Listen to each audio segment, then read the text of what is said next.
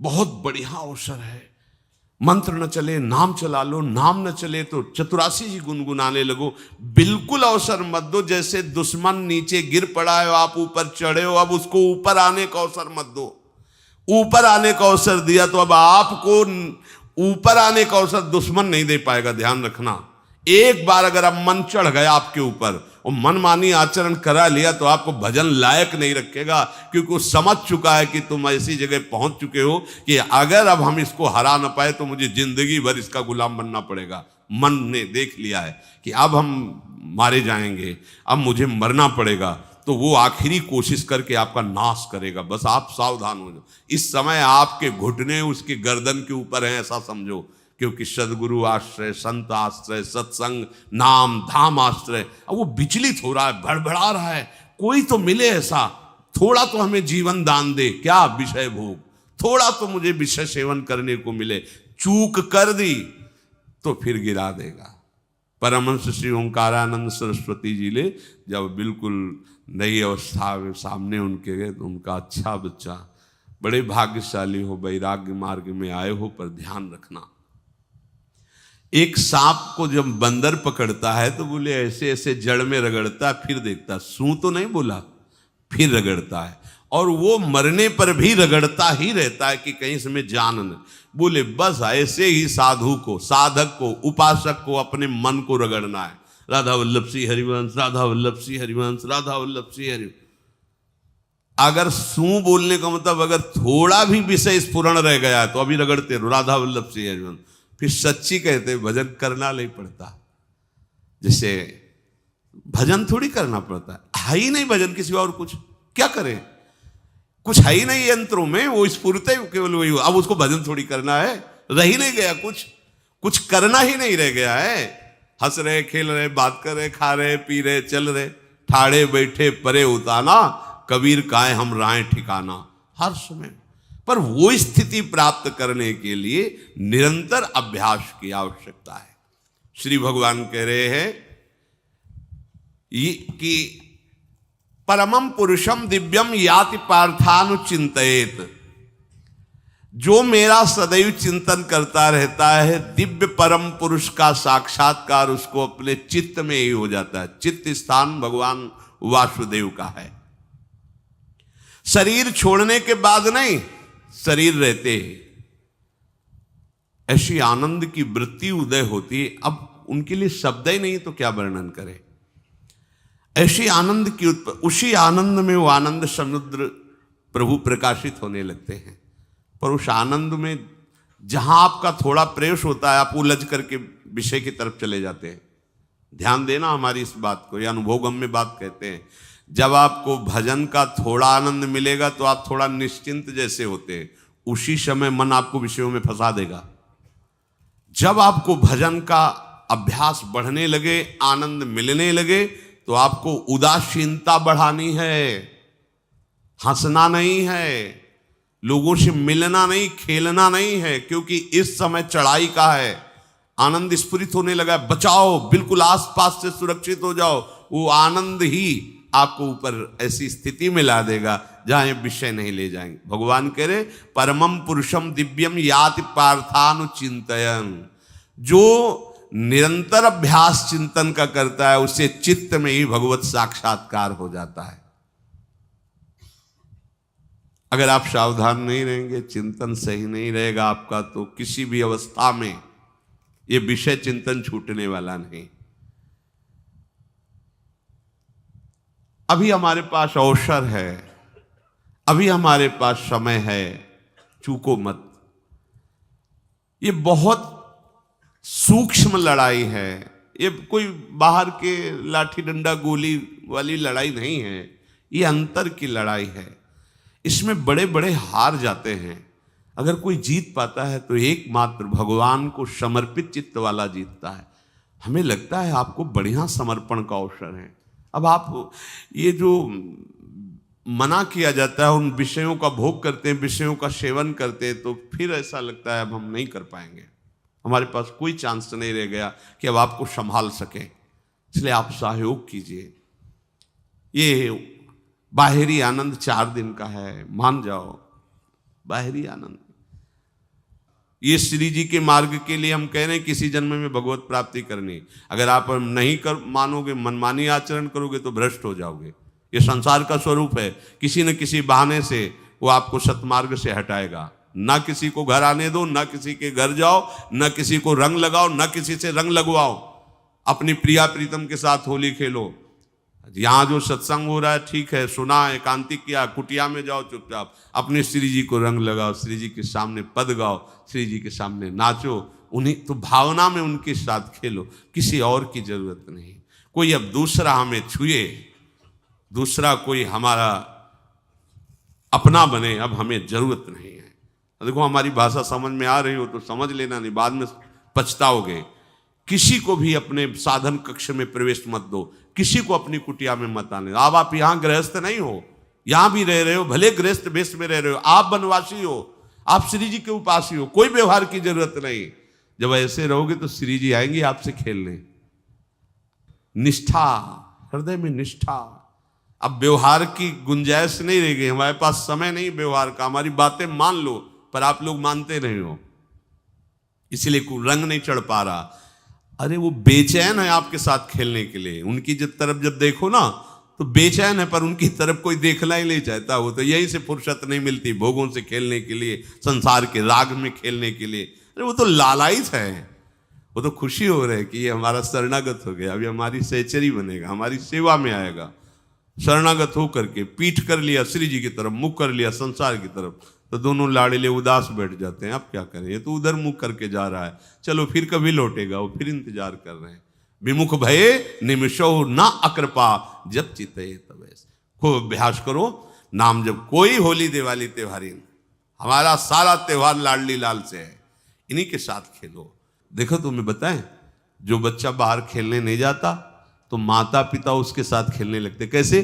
घुटने के बल चल रहा है तो वो पिता भी घुटने के बल चलेगा उसके साथ साथ। वो तोतली बोलेगा तो वो भी तोतली बोलेगा। देखा है कभी ऐसा? ऐसा कर तो ये हमारे स्वामी भी जब देखेंगे कि अरे ये तो किसी से राजी नहीं है, केवल हमसे खेलना चाहता है, इनके लाने का एक ही उपाय है, ध्यान रखना, अनन्य व्रत नहीं चाहिए हमें। और जैसे कल आप सुन रहे थे, पपीहा बन के रहू रे, बस यही चातक व्रत नहीं, हमें नहीं चाहिए। अगर हमारे रंग पड़ेगा तो लाडली लाल का पड़ेगा, हम खेलेंगे तो लाडली लाल के साथ खेलेंगे, नहीं तो अब आजीवन नहीं खेलेंगे, आजीवन नहीं खेलेंगे। अगर हम पाएंगे तो इनकी जूठन पाएंगे, नहीं तो प्राण त्याग देंगे। जिएंगे तो वृंदावन में जिएंगे, नहीं जीवन। ये व्रत चाहिए। काहे को व्यर्थ समय नष्ट कर रहे हो? धारण करो अनन्य निष्ठा का व्रत। इनको अपनी तरफ आकर्षित करने के लिए अनन्यता ही व्रत है। रसना कटो जो अन रटो, निरखियन फुटो नयन, श्रवण फुटो जो अन सुनो, श्री राधा जसमैन। कोई भी सत्संगी कोई व्यसन न करे, अन्य किसी से संपर्क न करे, खूब पद गाओ, खूब नाचो, अपना दरवाजा कुटिया का बंद करके खूब रो, नाचो, खेलो, कूदो, उन्हीं से वो खेलने लगेंगे। उनको चैन नहीं है आपके सिवा, आप चैन से रह रहे हो। हमारे प्रिया प्रीतम आपका इंतजार कर रहे हैं, तभी आप पर हेतु की कृपा की। ये बात अंदर की समझो, प्रिया प्रीतम अंदर से आपको बहुत प्यार करते हैं, पर हम देखते हैं कि आप प्रिया प्रीतम से प्यार नहीं करते। आप संसार की तरफ बढ़ते जा रहे हो, हाथ फैला खड़े, मेरी तरफ आ जा। ये हमारे भगवान नहीं है, ये हमारे लाडली लाल हैं। हम इनको भगवान नहीं, ये तो प्रेम के खिलौना दो खेलत है प्रेम खेल। हमारे रसिकों ने इनको भगवान नहीं माना। अगर कोई संकट आया तो अपने आंचल में छुपा के इनको लेके भागे। ये नहीं सोचा कि अखिल लोक ब्रह्मांडों का ईश्वर, इसको छुपा के भागने की क्या जरूरत है। चाहे बिहारी जी को, चाहे राधा वल्लभ लाल को, जब कभी कोई ऐसा भय आया है तो ऐसा नहीं सोचा कि भगवान रक्षा करेंगे, नहीं, इनकी रक्षा हमें करनी है। इनको छुपा करके, कभी काम वन में राधा वल्लभ लाल को, कभी बिहार वन में से बिहारी जी महाराज, छुपा छुपा के अपने अपने ठाकुरों। तो हमारे ये लाडले हैं, प्यारे हैं, इन्हीं के साथ खेलना है, इन्हीं में रहना है, अब इन्हीं के पास रहना है, इन्हीं में रहना है। दो बात ध्यान रखो, इन्हीं के पास रहना है, इन्हीं में रहना है, बस। अब यही हम नहीं कर पाते, वही जो शुरुआत सत्संग में की थी, सबकी ममता ताग बटोरी, मम पद मन। ये भारी बात है, भारी बात है। जितनी जल्दी आप उदास हो जाओ संसार से, उतनी जल्दी मुस्कुराहट आ जाएगी प्रिया प्रीतम के मुख में आपके लिए। आप जब मुस्कुरा रहे उधर तो वो उदास बैठे कि हमारी तरफ क्यों नहीं देख रहा। अब हमें अपने प्यारे को उदास नहीं करना, प्यारे को मुस्कुराहट से युक्त करना है। क्या हम उदास हो जाएं? ताते मौन रहे वो उचित है, जगते भयो फिरे बैरागी, वृंदावन रस में अनुरागी। इसकी खूब चिंतन परायण रहो, कोई भी विषय का सेवन ऐसा ना करो जो आपकी बुद्धि भ्रष्ट कर। कोई आपने ऐसा गंदा व्यसन, गंदी बात, गंदी चेष्टा आप परसों नरसों, फिर आगे क्या? आपका जो साधन मार्ग वो ढक जाएगा, फिर प्रमाद छा जाएगा। हमें किसी भी उत्सव में, किसी भी उत्साह में अपनी प्यारी जो की अनन्यता और सिद्धांत को नहीं छोड़ना, अपने मार्ग में चल। ये अध्यात्म है, अध्यात्म। ये दान पुण्य की बातें नहीं है, ये लोकांतर में भटकने की बातें नहीं है, सीधे भगवत प्राप्ति की बातें हैं। यत करोषि, जो भी तुम करोगे वो तुम्हें अपने आराध्य देव के लिए करना है, आराध्य देव को समर्पित करना है। देहाभिमान अभी कुछ ही समय में गलित हो रहा है, ऐसा आपको अनुभव होने लगेगा। कैसे समझेंगे देहाभिमान गलित हो रहा है? जब आपका अपमान हो और आपको कोई फर्क न पड़े, आपका सम्मान हो, आपको कोई हर्ष नहीं हुआ, बड़ा लाभ हो गया, कोई सुख नहीं हुआ, बड़ी हानि हो गई, कोई दुख नहीं हुआ, शरीर स्वस्थ है, कोई हर्ष का विषय नहीं, शरीर अस्वस्थ है, कोई शोक का विषय नहीं। यह है देहाभिमान गलित होने का स्वरूप। यत करोषि, तो जो भी हम करें, पापाचरण भी करें तो श्री भगवान को अर्पित कर दें। बोले नहीं, तस्मात् शास्त्रम प्रमाणम ते कार्याकार्यो व्यवस्थितो। जो तुम्हें करना है उसमें प्रमाणित कार्य करने हैं, शास्त्र के अनुसार। यत करोषि, अब जो भी करोगे शास्त्र सम्मत करोगे और प्रभु को समर्पित करोगे, देहाभिमान बहुत जल्दी गलित हो जाएगा।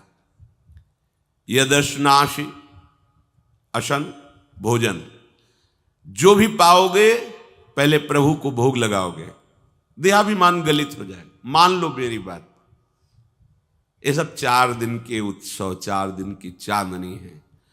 शोक समाज पूरा तैयार हो रहा है हमारे ऊपर आक्रमण करने के लिए। तुम्हें क्या पता, शोक का अंधेरा छाने के पहले ही व्यवस्थित जहां पहुंचना है वहां पहुंच जाओ, फिर अंधेरा छा जाएगा, कोई फर्क नहीं पड़ेगा। अभी आप यात्रा ही नहीं प्रारंभ किए हैं और अंधेरा आ गया तो मार्ग ढक जाएगा और जीवन व्यर्थ चला जाएगा। कुछ भी मत खाओ। कैसी धूर्तता हमारी बुद्धि में बैठी है। रसेंद्री की तृप्ति के लिए हम गुरुजनों की आज्ञा को रौंद करके चंद विषयों का सेवन करते हैं। धिक्कार है जीवन को। यदि आज्ञा उल्लंघन करके अमृत भी पीने को मिले तो विष हो जाएगा, ध्यान रखना। इंद्रियों की चाटुकारिता करते हद हो गई। अरे संसारी पुरुष में ऐसा देखे तो चलो, लेकिन जो भगवत मार्ग के पथिक, धिक्कार तुम्हारे जीवन को। प्रियाजू को बिना भोग लगाए अर्पित किए तुम पाने के लिए उत्साहित कैसे हो रहे हो? जिन वस्तुओं को निषेध किया गया है उनकी तरफ स्वप्न में भी अगर गति हो तो जलन होनी चाहिए कि स्वप्न में भी हमने कैसे स्वीकार कर लिया। कभी कभी ऐसा लगता है कि भगवत प्राप्ति बहुत कठिन है, ये समझने वाले नहीं। मेढक को तौलने का अगर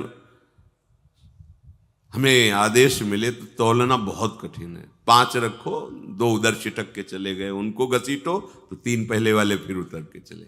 ऐसे है, सावधान हो जाओ। ये आज्ञा का उल्लंघन तुम्हारे लिए नारकी गति का काम करेगा। अगर आज्ञा है कि अमृत नहीं पीना तो मत पीना, नहीं वो विष हो जाएगा। और अगर आज्ञा है विष पी लीजिए तो गरल सुधा रिपु करहि मिताई, गोपद सिंधु अनल शीतलाई। वो विष अमृत हो जाएगा, तुम्हारा शत्रु तुम्हारा मित्र हो जाएगा। ये भव समुद्र गाय के खुर के गड्ढे के समान हो जाएगा। आज्ञा पालन बहुत बड़ी सिद्धि है। ये मूढ़ता का त्याग कीजिए। आप जानते हो, जानते नहीं है? नहीं, तुम नहीं जानते हो, तुम्हें वो जान रहे हैं। अगर तुम अपना आनंद चाहते हो, सुख चाहते हो, तो आज्ञा पालन करो। इसी से देहाभिमान गलित होगा। तुम्हारी एक एक वृत्ति उस सर्वात्मा प्रभु बैठे देख रहा है, और उन्हीं के रिझाने के लिए तो तुम्हें मानव देह मिली, भगवत मार्ग मिला। ये ध्यान रखो, एक बार भी बिना भोग अर्पित किए हुए जो पाओगे वही तुम्हारी बुद्धि भ्रष्ट कर देगा। देख लो आंख खोल के कैसे बुद्धि भ्रष्ट होती है। वो अपने आराध्य देव इष्ट देव की ही निंदा करने लगता है, आराध्य देव इष्ट देव के विपरीत चलने लगता है। ये बुद्धि गिरी मतलब सर्वनाश। जो शास्त्र में कहा गया है, कामः संजायते क्रोधा क्रोधा स्मृति विभ्रमा स्मृति भ्रंशात् बुद्धिनाशो, बुद्धिनाश को ही कहा गया प्रणश्यति, नष्ट हो गया, वो किसी काम का नहीं। यत करोषि, जो भी कर रहे हो वो प्रभु के लिए हो और प्रभु को अर्पित करो। यदश्नासि, जो भी असन भोजन करते हो, जो भी तुम्हारी जिह्वा में जाए, अगर तुम इसी जन्म में भगवत प्राप्ति करना चाहते हो तो बिना भोग लगाए मत पाना, मान लीजिए। फिर कह रहे यज्जुहोषि, जो भी तुम, हवन का तात्पर्य होता है भागवतिक कार्य करते हो, वो प्रभु को अर्पित कर दो, बड़ा सुख मिलेगा। जो तुम ददाशी, किसी को भी कुछ भी देते हो, प्रभु को दे दीजिए। देने के पहले उसमें भाव कीजिए, राधा वल्लभ लाल इसके हृदय मंदिर में बैठे हैं। अब भोजन जल वस्त्र जो भी आपको उसको दिया तो उस व्यक्ति को नहीं दिया, सीधे ठाकुर जी को दिया, राधा वल्लभ लाल को दिया। यत तपस्यासी, जो भी तुम तपस्या कर रहे हो, काम वेग को सह रहे हो, क्रोध को सह रहे हो, गर्मी सर्दी सह रहे हो, अनुकूलता प्रतिकूलता सह रहे हो, ये भी प्रभु को अर्पित कर दो। भगवान आदेश कह रहे हैं तत्कुरुष्व मदर्पणम, ये सब मेरे को अर्पित करने का मतलब मेरी पूर्ति नहीं हो जाएगी, तेरी पूर्ति हो जाएगी। भला ये सब नदियां समुद्र में गिरना बंद कर दें तो समुद्र घट जाएगा क्या?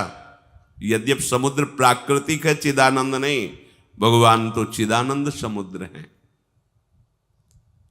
कोई भी नदी चाहे बाढ़ युक्त जाके गिरे या गिरना बंद कर, समुद्र में कोई फर्क नहीं पड़ता।